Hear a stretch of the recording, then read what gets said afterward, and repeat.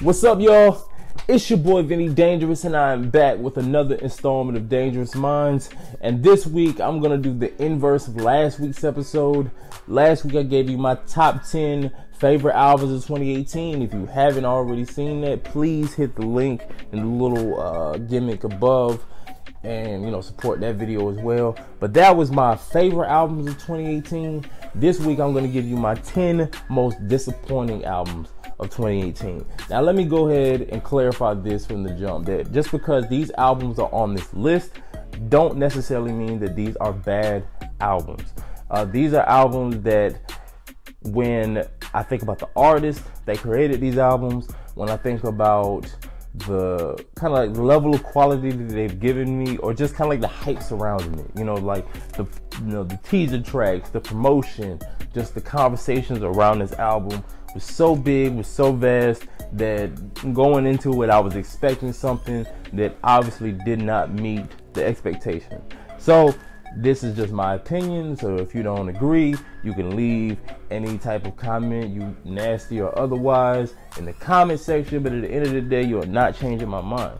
Now, I didn't include bad albums because most of the times, well, some of these albums could be bad, and I'm gonna just, give y'all how I feel about them. But for the most part, I didn't include albums from people that I didn't really fuck with because I wasn't expecting much.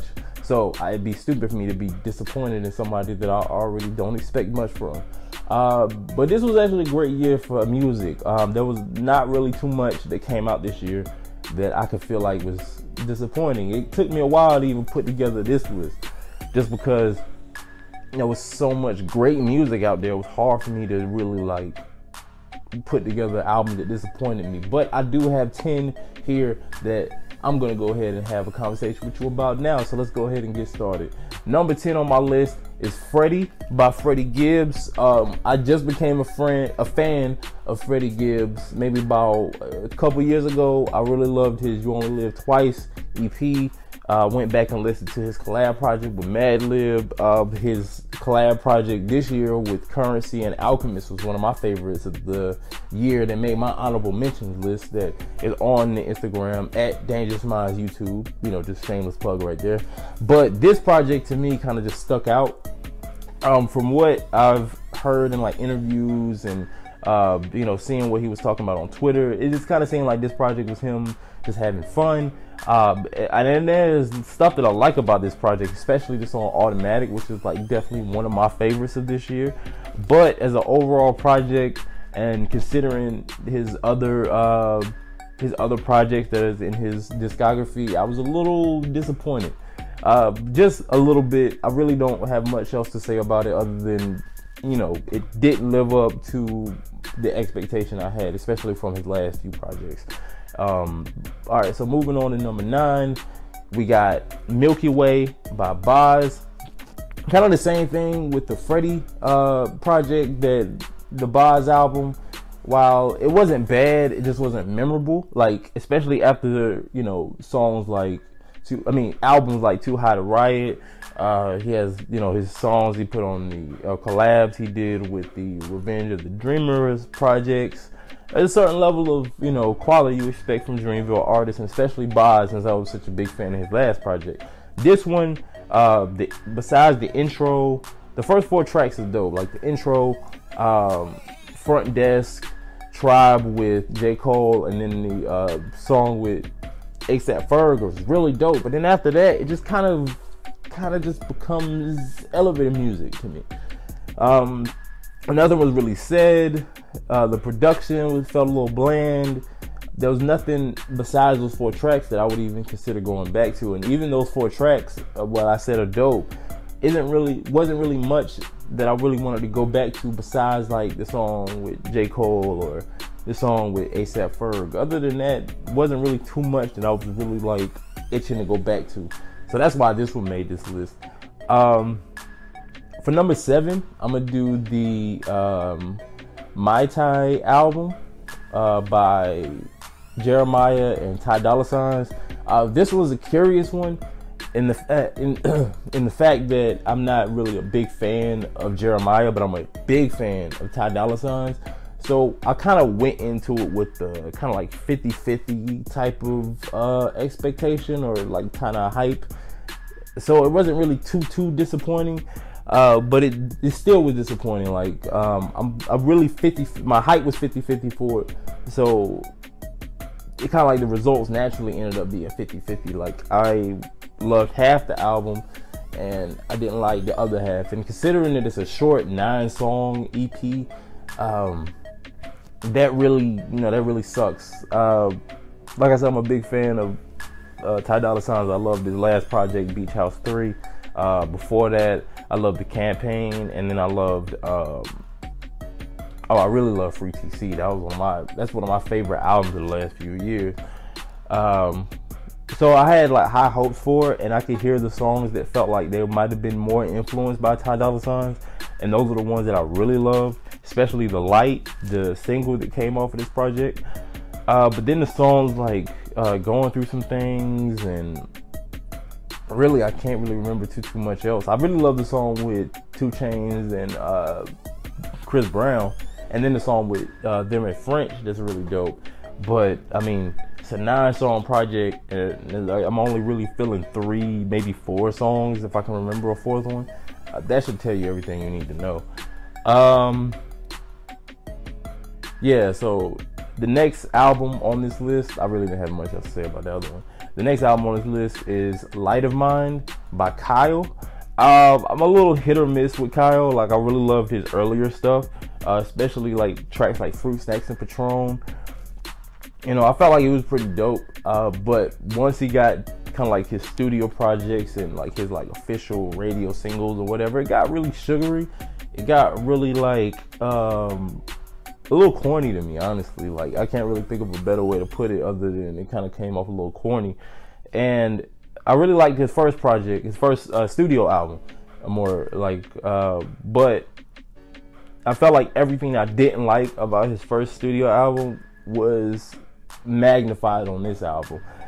It's a lot of stuff on there. It just sounds really corny and cheesy and sugary. Like, it sounds like an after-school special with a couple of explicit moments in it, but for the most part, you know, the message is corny. The message is just too sweet for me. And the interludes with Lil Yachty, even the songs that I might be feeling a little bit, it just kind of takes me out of it. Like, him and Lil Yachty's interactions is so awkward. It's so, it's so, kind of unnatural.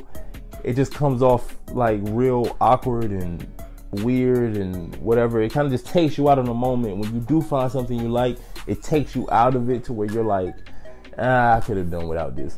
So that's how I felt about that one. Next on the list, I think we're on number 6. We're gonna go with Stay Dangerous by YG. And now YG is not my usual type of rapper, but I really loved his last 2 albums, My Crazy Life especially, and then Still Crazy, which I felt like was really underrated the year that it came out. Both projects, to me, even though I'm not really a big fan of everything that YG does, the one thing that these albums had that I really enjoyed was the fact that they were like these modernized nostalgic trips to like classic West Coast music. Like, he kind of reminds me a lot about Corrupt and the Dogtown, a little bit of Too Short, a little bit of MC8, just a lot of people that I could hear in his hear in his music that I was a fan of a few years ago, that because of that like made me gravitate to those albums. But with this one, that element was kind of stripped away, and it kind of exposed, at least to me, exposed YG as an artist. Like, there's a couple songs on there like Big Bank and Handgun and a few others that I'm not really thinking of right now that made me go, okay, I'm feeling it. But for the most part, especially for a 19-track album, it gets kind of forgettable. Ty Dolla $ign's, like I said, I'm a fan of, and usually with features he can't go wrong, but the feature with him and YG on this album was a big disappointment. I was thinking if any two artists we can get together and put together an enjoyable song on an album that I'm not really feeling, I figured it was going to be those two, and even that one missed the mark. So, I mean, I think towards the end of the album, when he gets a little bit more introspective, that's where I get kind of a little bit more enjoyment. But that's like maybe the last 3 songs on a 19-track album. So, you know, you already kind of have your mind made up by that point, you know. So I appreciated it a little bit, but it wasn't enough to save the album. Going to number 5 is Tory Lanez, Why Don't You Love Me? The whole time I'm listening to this album, and I remember exactly when I decided to put it on. I was driving home from Fayetteville back to Durham, and I wanted to, you know, just listen to something, and I think it had just came out that weekend, so I decided to listen to it. And I just remember listening to it, thinking about how obnoxious this album sounds. Tory Lanez on this album, I mean, he does this in general, but I think it really shows on this album that he kind of raps like a guy with a Napoleon complex. And this is not a short joke, but instead of him rapping from the standpoint of him overcompensating for like something like height, it's him overcompensating for, you know, not having money. Well, at one point not having money, now having money, and just takes every opportunity to throw that at you. But at the same time, just kind of like he's pining over this one girl throughout the album. Like, there's songs I enjoy. Like, I really like the song with him and, well, one of the songs with him and Chris Brown. I like the song with him and Bryson Tiller. I like the song with him and Gunna. I actually like the opening song, Why Don't You Love Me? The album's called Love Me Now. I fucked that up. But the song Why Don't You Love Me is probably like my favorite song off of the album, like the very first track, and it kind of goes downhill from there. You know, it just really wasn't really much to the album, but I think the obnoxious nature of the lyrical content on it just kind of made it even more hard to listen to. Like, I like Tory Lanez. I like his features. I like a lot of his mixtape work, especially the new Toronto stuff and the Chinks mixtapes. Those are pretty dope. Like, so every now and then I listen to him, and I think this guy has so much potential to be a lot more than what he is. But, you know, his last album, Memories Don't Die, was disappointing to me. This album was disappointing to me. It just doesn't feel like when it comes to putting together a studio project, he really has what it takes to, you know, put together a cohesive project without relying on this obnoxious lyrical content that he just keeps throwing into everything. So that's why that one made the list for me for my disappointing albums of 2018. Moving on, I'm going to Culture 2 with Amigos. The thing I didn't like about this album was that it was so overbloated, and there was not really much to take away from this project. I was tempted to put Quavo's album in this space, but after listening to Culture 2, I wasn't really expecting much, especially because, you know, even though Takeoff put out a pretty solid project, you know, with his solo project, I really am not a fan of the idea of the Migos breaking up. Especially when you can hear on their solo projects and solo songs, and even when they collabed with other people, like when Offset did the album with 21 Savage, and then you got the collab project with Quavo and Travis Scott, and those projects reminded me, or at least like let me know, that without the other two Migos complementing each other, it's really hard for them to kind of hold their own on a project. That's kind of how I felt about Culture 2, though. I felt like that was the album where it kind of told me that maybe the Migos musically are kind of running out of steam. Culture One was actually pretty, it was actually like, you know, mixtape album or otherwise, is probably their best overall project from top to bottom. So there was a level of like, okay, let's see what Culture 2 has to offer, and songs like Motorsport and Walk It Talk It was pretty dope. So it made me think like, okay, they're gonna really bring it this time, and it actually was the complete opposite. It was just a bunch of songs being thrown at the wall and trying to see if they stick. You got songs like Narcos, Walk It Talk It, and Motorsport, like I said, and maybe a couple others that I'm not thinking of right now, but it's like 3 or 4 songs that you really enjoy off of a, maybe 6, 7, off of a 23 track album is a little disappointing. Yeah, that's really all I got to say about this one. It was one of the first like big disappointments of 2018. You go into the year thinking, you know, hearing the teaser tracks, thinking that you're gonna get another dope Migos project, and you kind of just get a bunch of filler thrown on an album to try to boost the streaming numbers, and that's kind of what I took away from this album. Number 3 on the list is, sorry, I got the look. Oh, Queen by Nicki Minaj. Straight up, you know, before let me clarify. I'm not Team Cardi. I'm not Team Nicki. I'm not picking sides on this shit. But I will say that, you know, musically, I've enjoyed, you know, Nicki's output more than Cardi B. Invasion of Privacy was a solid project. It just wasn't something that really stuck with me personally.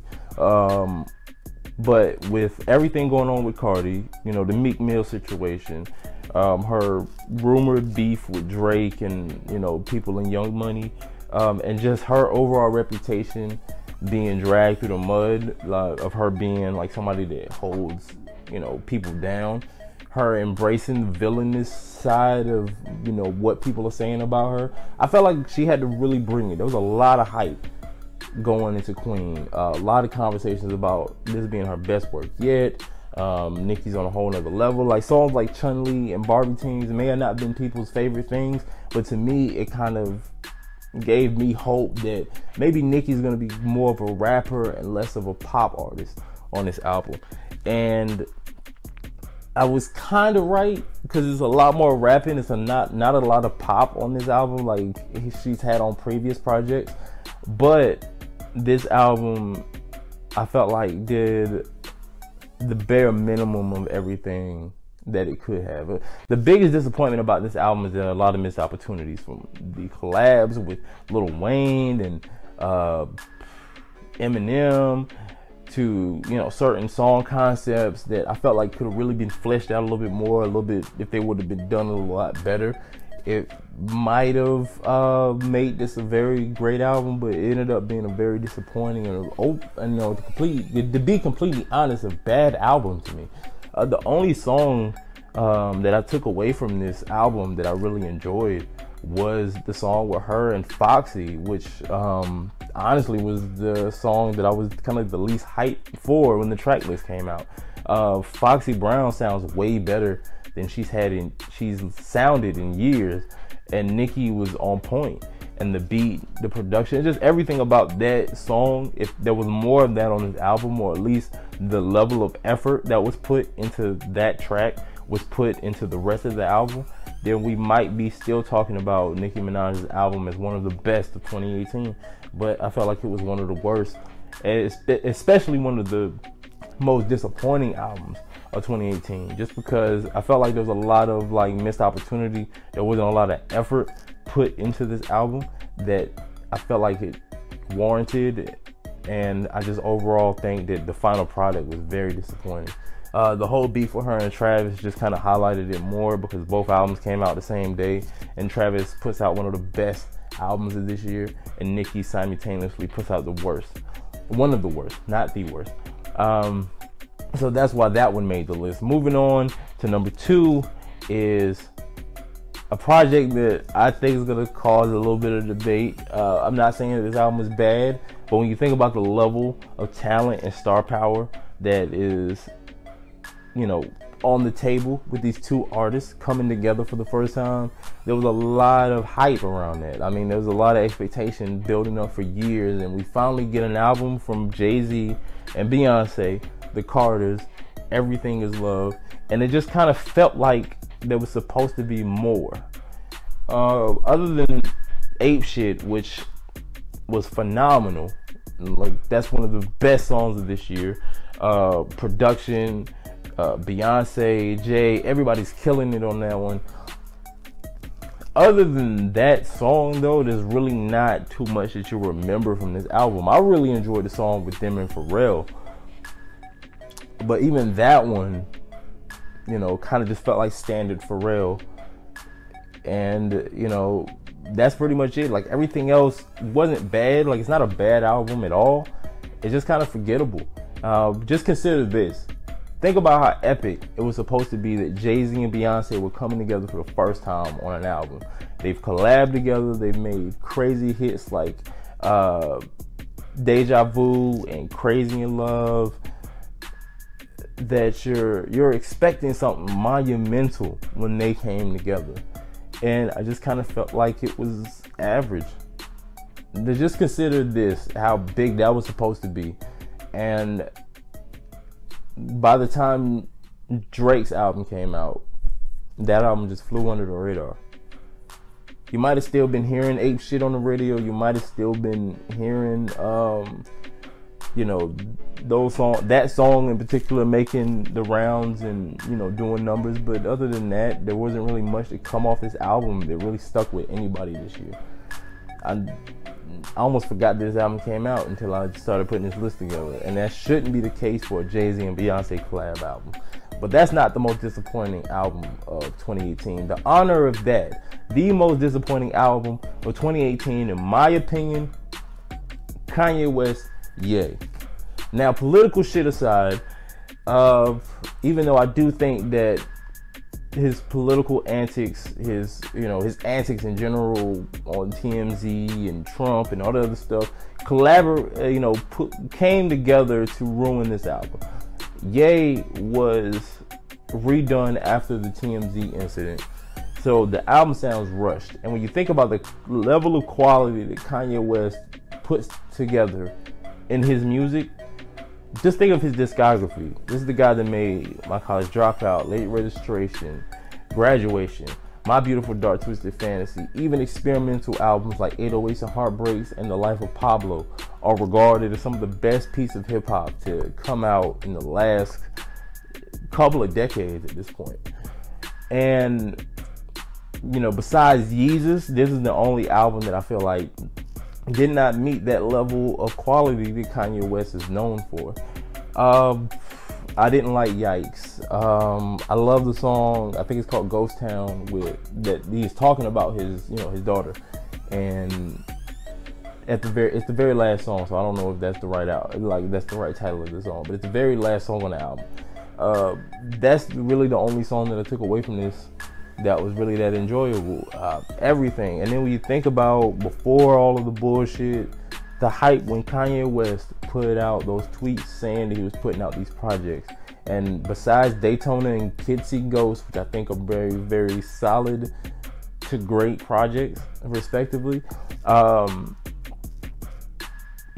Taylor's album was affected, Nas's album was affected, and this album I felt like dealt the biggest blow and let the most fans down. So Ye, above all other albums, is my most disappointing album of 2018.